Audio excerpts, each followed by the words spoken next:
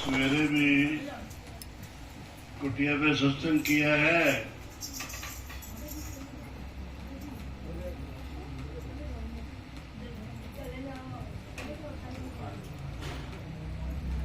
कि तीर्थ गए एक फल।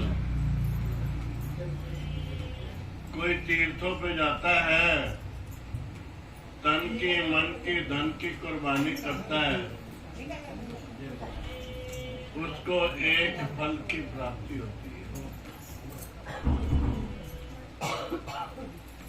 कोई भाग से,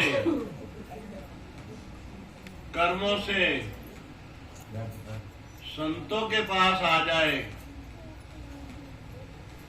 उसको 4 फलों की प्राप्ति होती है।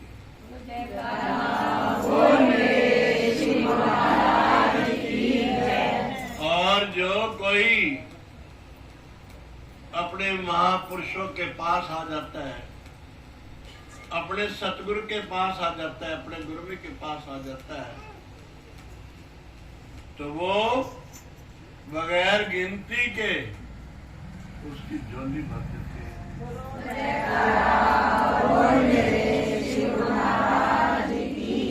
तो इसलिए कहते हैं गुरु बड़े गोविंदते, मन में देख विचार, हरि सिमरित तो पार है, गुरु सिमरित तो पार। जब तक जीव गुरु का सिमरण नहीं करता, तब तक वो पार नहीं हो सकता। कोई चालाकी से पार हो भी जाए, पर उसका मन जो है उसको फिर डुबो देगा। कहते एक भगत है, वो हर साल तीर्थ पे जाता है, और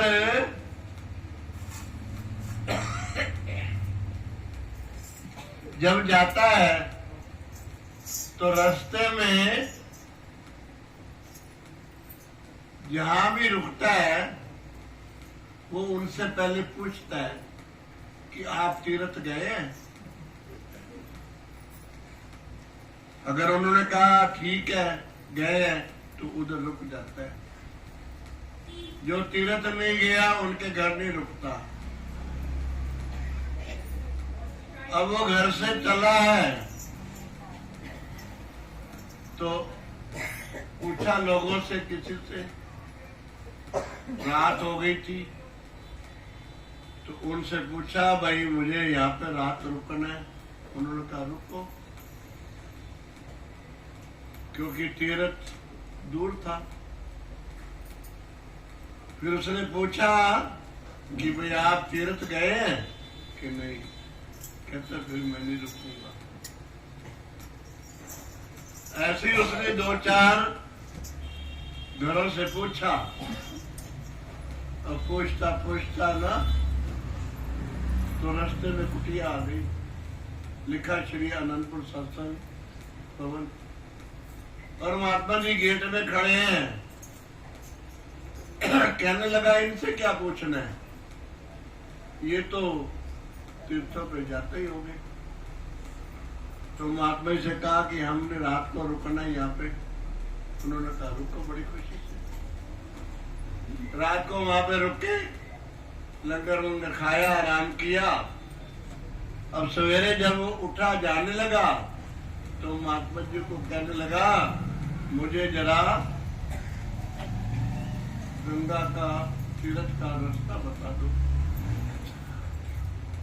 महात्मा ने कहा हमें तो नहीं पता तीर्थ कहाँ है। ये तो बड़ा काम खराब हो गया, मेरा धर्म भ्रष्ट हो गया। कहने लगा भाई मैंने तो इसलिए नहीं पूछा, भाई आप संत हैं, आप तो जाते ही होंगे। कहता मैं तो उनके घर रुकता हूँ जो तीर्थ गया हूँ। तो महात्मा ने कहा भाई हमारा तो तीर्थ ये है, और हमें तीर्थों का पता ही नहीं। अब बेचारा कुटिया से बाहर निकला, तो जैसे ही निकला बाहर, सामने 3 गऊं नजर आई। उसके पास आ गई गऊं 3, और बड़ी काली थी। देख रहा है इतनी काली गौएं हैं, और वो उसके आगे से निकल के कुटिया के पीछे चली गई। कुटिया के पीछे जोड़ बना हुआ था, जो कुटिया का पानी था वो सारा उस जोड़ में आता था। और गायें जो हैं तीनों उस जोड़ में उतर गई और उन्होंने डुबकी लगाई।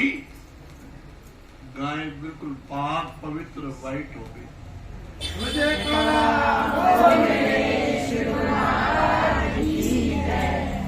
देख के हैरान हो गया, ये तो काली थी, गोरी कैसे हो गई।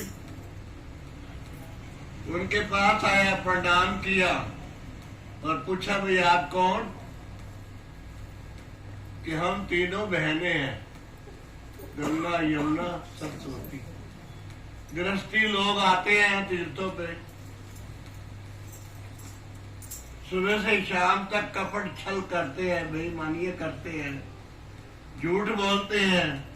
वो यहाँ पे आके स्नान करते हैं, वो अपनी गंदगी हमें दे जाते हैं, हम काली हो जाती है। हम फिर इस जोड़ में स्नान करती हैं। ये संतों का जो जोड़ है, ये दोवन में हम आकर के स्नान करती हैं, हम फिर पाक पवित्र वाइट हो जाती है। अब आकर के कहने लगा कि मैं तो ऐसे भरम में बुरके में पड़ा हूं। फिर दोबारा आया महात्मा जी के पास कि भाई मेरा मार्गदर्शन करो। उन्होंने कहा, मार्गदर्शन करने वाले वो बैठे हुए हैं, आप उनकी शरण में जाओ। ये नाटक श्री प्रयागधाम में श्री पंचम पातशाह जी के चरणों में हुआ और बेंगलोर वाले भक्तों ने किया। बकायदा एक महात्मा जी बने, एक भगत बना, 3 गाय बनी, वहां पे जोड़ बनाया गया, गायों ने वहां पे स्नान किया और गाय पाक पवित्र हो गई।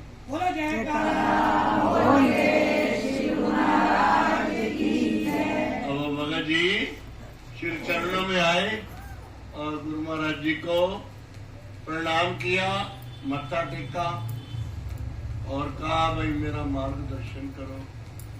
तो श्री गुरु ने कृपा करके उसको नाम दिया और युक्ति बताई। तो गुरुमुखो, ये नाम बहुत अनमोल है, बड़ा अमोलक है, बड़ा अनमोल है। जो कि नाम हमारे को मिला हुआ है, इसको पाने के लिए देवी देवता ऋषि मुनि हजारों साल तपस्या करते हैं। पता नहीं हमारे कौन से जन्म की तपस्या थी जो बलिपूत हुई। हमारे को श्री आनंदपुर दरबार मिला और वक्त के महापुरुष मिले और उन्होंने कृपा करके हमारे को नाम दिया है। तो इसलिए गुरुमुखो, महापुरुषों के वचन है कि तीर्थ गए एक फल, संत मिलन फल 4, सतगुरु मिले अनेक फल, कह कबीर विचार। ये परम संत कबीर साहब जी के वचन है कि जिसको वक्त के महापुरुष मिल जाते हैं वो तीनों लोकों में सुखी हो जाता है। तो इसीलिए आप सबको नाम मिला हुआ है। श्री गुरु महाराज जी कृपा करें।